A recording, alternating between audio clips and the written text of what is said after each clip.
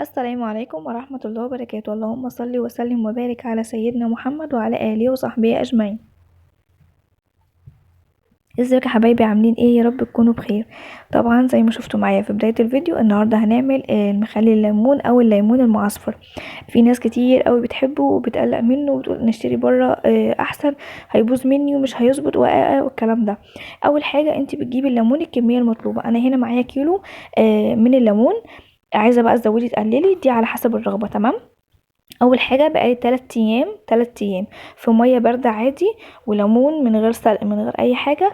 بدات ان انا حطاه في طبق بلاستيك كده، وبقيت ان انا اغير عليه الميه. تمام. يعني كل شويه اكون وانا داخله المطبخ اروح مغيره الميه لمده 3 ايام متواصلين ليل ونهار وهو في ميه، علشان المراره اللي في قلب القشره دي تنزل في قلب الميه، عشان ما يبقاش الليمون بتاعك ممرر بعد ما يبقى مخلل. تمام. دي اول خطوه بتبداي بيها. بعد كده زي ما شفتوا معايا في بداية الفيديو، ان انا حطيته في مية مغلية من غير اي اضافات ولا ملح ولا اي حاجة خالص خالص نهائي. مية بس كده، وحطيت في قلبها الليمون. خد معايا كده 3 4 غلوات على النار، وبدأت ان انا خلاص صفيته وحطيته في مية باردة. برد شوية عشان اقدر امسكه. وبعد كده صفيته من المية، وزي ما انتم شايفين معايا كده بالسكينة بقى بالمقص، اللي ريحك. انا السكينة ما ريحتنيش، فبدأت ان انا اقصقص بالمقص. المهم ان انت تفتحيه لا اما نصين لا اما على 4 فتحات، يعني 4 اتجاهات. تمام، 4 ارباع يعني. فانا بفضل بصراحة النصين، بكل واحد ليه على حسب يعني حريته يعني وبيفضل ايه. فانا عملت كده نصين. تمام. بدأت ان انا افتحهم كلهم بالشكل دوت. بعد كده هبدأ معايا ان انا اجهز الخلطة. معايا هنا فلفل اللي هو الاحمر اللي هو بيبقى صغير، بيبقى شطة ده، بيبقى حراق جدا. انا كنت مفرزاه عندي في الفريزر. انتي لو مش مفرزاه ممكن تشتريه من عند الراجل اللي عند العلاف، بيبقى سايب كده وناشف، استخدميه. لا اما بيبقى في السوق بتجيبيه. فهو كان عندي، فضربته في شوية مية كده بالهاند بلندر ان هو يبقى بعتذر، ان هو يدوب معاه ويبقى كده شبيه للخلطة يعني، ما يبقاش قطع وكده. تمام. بس كده، ما حطيتش اي حاجه. بعد كده جبت حبه البركه وبدات ان انا اضيف. انا هنا عندي كميات، وانا بحط بالبركه بمقدار كده بالنظر على قد ما انا بشوف محتاج او مش محتاج.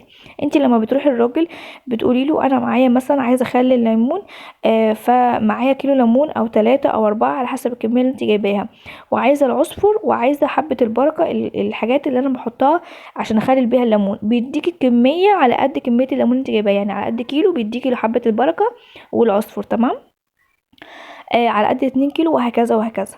فالكمية دي سهلة بسيطة، هتقدري انت تستخدميها او تحدديها من عند الراجل اللي هو العطار. تمام. بس كده. فانا هنا بدأت ان انا اعصر كمية من الليمون، ليمونتين 3 كده 4 كمان عادي، مفيش اي مشكلة. اعصري كمية حلوة من الليمون. المية اللي انا كنت مستخدماها مية مغلية، يعني غالية مية. هنا بقى فضيت الحاجات، حبة البركة والفلفل والمية والليمون والحاجات اللي انا حطيتها دي كلها، حطيتها في الطبق هنا علشان اعرف احرك براحتي يعني وكده.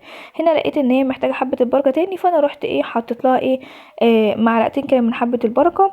وكمان هنا بقى المقطع اتقطع فبعتذر. هنا كنت حطيت العصفر وحطيت كمان الخل. هنا حطيت الخل. وهنا بقى كنت بحط الملح. الخل قد ايه؟ فنجان القهوة بتمليه على مقدار الكيلو، يعني المية دي لكيلو. فنجان الخل بتمليه على الاخر. بس كده، فنجان خل واحد بس اللي هو بتاع القهوة. ده الخل. بتحطي بقى كمية مناسبة برضو حلوة كده من الملح.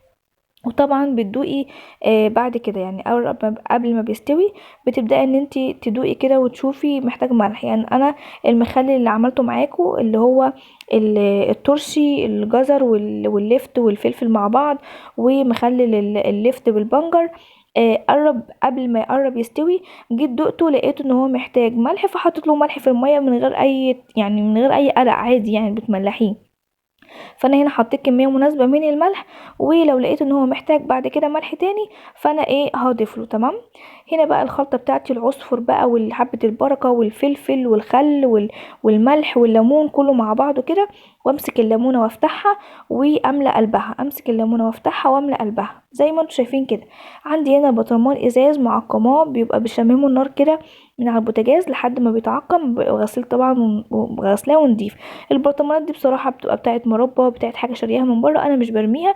اللي متابعني على القناه التانية يوميات ومئات وشاديه هيعرف ان انا مش برمي اي حاجه، كل حاجه بنطلع منها استفاده. تمام.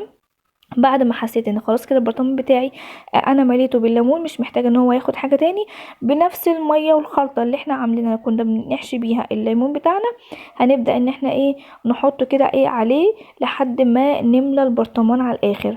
انا هنا عملت معاكم البرطمان دوت بس، وكملت الباقي من ورا الكاميرا يعني. انا بس حبيت اوريكم الطريقه. هو كيلو ليمون كنت جايباه على المخلات التانية اللي احنا عملناها، ولو ربنا اكرمنا يعني نزلنا السوق تاني جبنا حبة حاجات تانية مفيش مشكلة، هتلاقينا بنخلل طول ما هو في سكتنا هنخلل. بخلل كتير قوي على دخلة رمضان لاني بنحتاج كتير في رمضان، لكن احنا بطبيعتنا مش من النوع اللي احنا بناكل مخلل خالص. تمام. هنا بقى انا قلبت البرطمان ليه؟ علشان يعمل لي كبسولة الامان، التكة اللي هي بتبقى موجودة في كل البرطمانات، وفي نفس الوقت اتاكد ان الليمون بتاعي والمية مش هتسرب من قلب البرطمان. بس بعد ما قلبتهم كلهم هما التلاتة، دي الكمية اللي انا عملتها. اخر برطمان ده كان فيه ليمون قليل، فانا حطيت فيه معاه فلفل اخضر يعني شطة يعني بيبقى حلو. تمام. نفس الخلطة هياها وكلهم واحد.